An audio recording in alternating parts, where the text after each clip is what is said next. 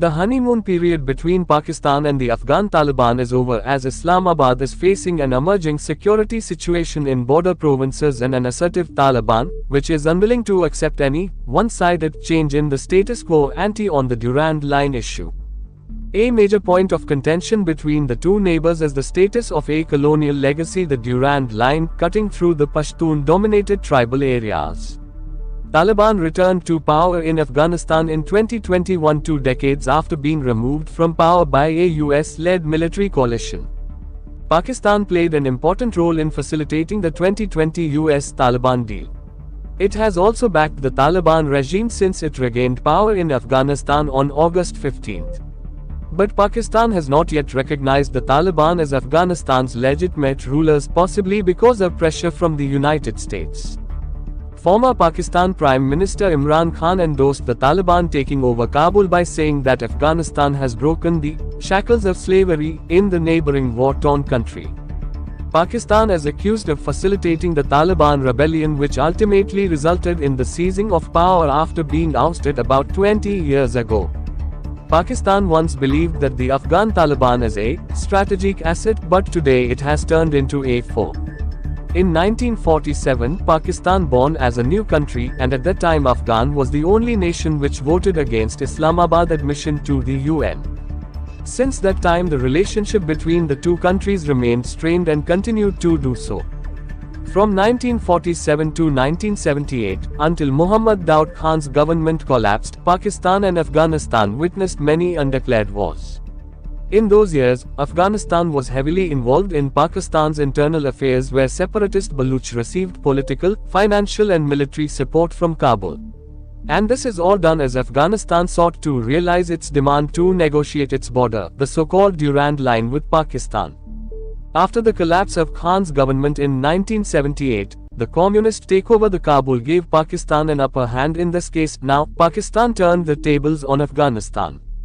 Islamabad happily welcomed the Afghans who fled from the communist regime and allowed them to form the militias, popularly known as Mujahideen, which is a group formed in the early 1990s by Islamic guerrilla fighters who had resisted the Soviet occupation of Afghanistan from 1979 to 89 with the covert backing of the Pakistani counterpart, the Inter-Services Intelligence Directorate (ISI). With Pakistani military and financial support, the Taliban were able to control large swathes of Afghanistan, especially seizing Kabul in 1996. Presently, the Pakistan establishment does not support Afghanistan for the most obvious reason that the Taliban had extended its relations with Qatar, Iran, United Arab Emirates, Russia, China and even India and USA.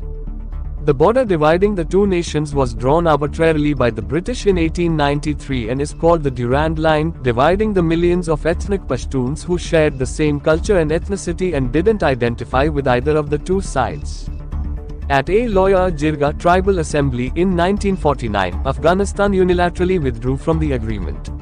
A majority of Pashtuns still hold on to their tribal ways of living, exhorting Pashtunwali more than the state-sponsored ideology that is forced on them.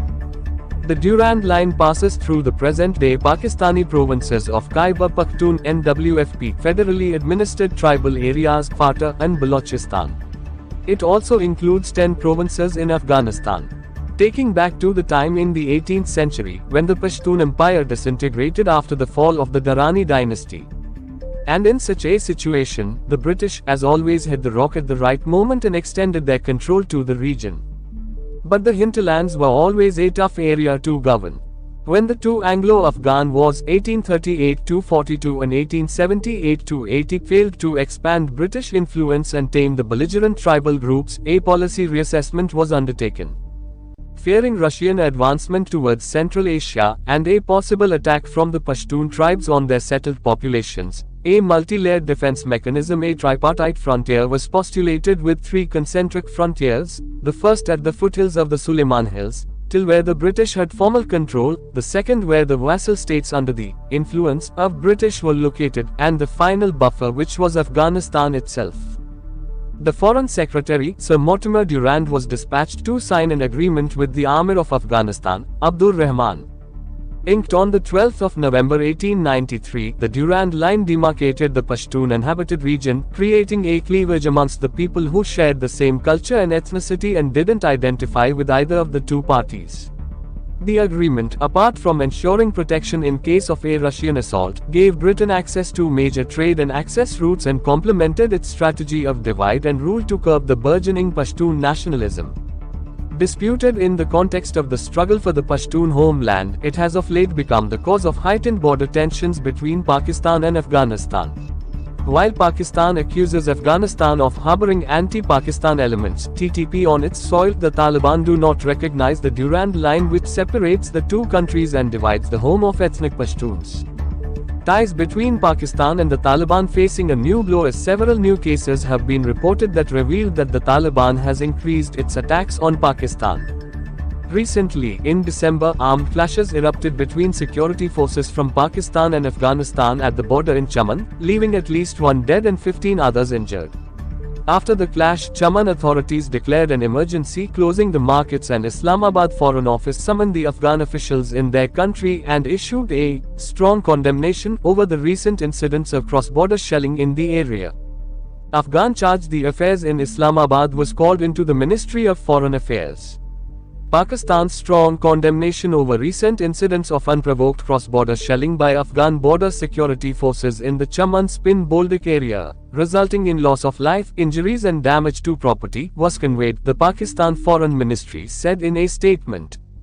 Meanwhile, earlier Afghanistan said that 4 people died and 20 others were injured after a mortar landed near Afghanistan's Spin Boldak gate.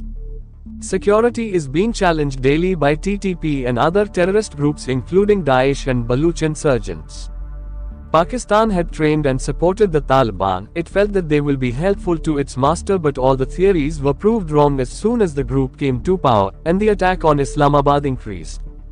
The recent terrorist strike in Pakistan by the TTP in the Bannoor region and multiple bomb blasts that took place in Islamabad I-10 sector shows that terror incidents have increased, particularly after TTP called off their ceasefire with the government in November.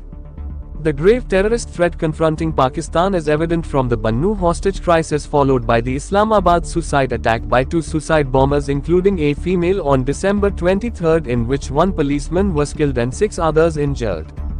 The Bannoor operation ended in the wee hours of December 21 with 25 militants killed, 3 captured and 7 surrendered. The JCO, who was held hostage, and 3 soldiers were also killed. Pakistan, which has trained the Taliban, felt that their support will turn Afghanistan towards them and will be loyal to them, but fate has another answer. Afghanistan has chosen another path and instead of staying loyal to Pakistan, had actually declared war on them.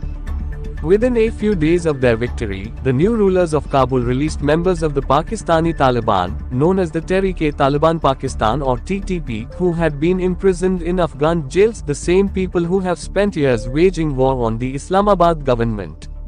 Taliban refused to accept the Durand Line, the Pakistan-Afghanistan border drawn by the British over a century ago.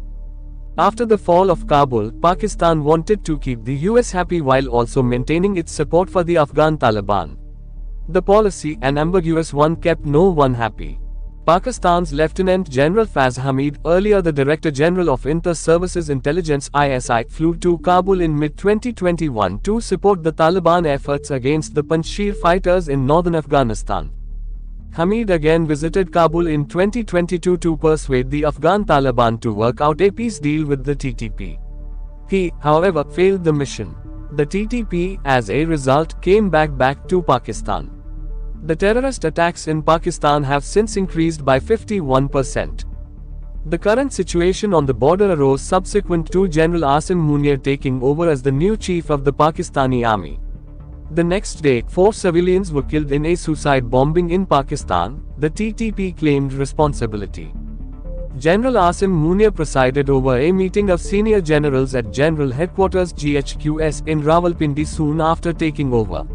It was decided to launch military operations against the TTP in KPK and northern Balochistan. The decision to launch the military operation followed the attack on the Pakistani embassy in Kabul earlier in December 2022 and the Afghan border forces attack on the Chaman border that resulted in the deaths of 6 Pakistani civilians.